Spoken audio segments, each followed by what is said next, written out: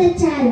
పోరాడి తెచ్చుకున్న మన దేశంలోనే మన దేవాలయాలు కూల్చేస్తున్నారు.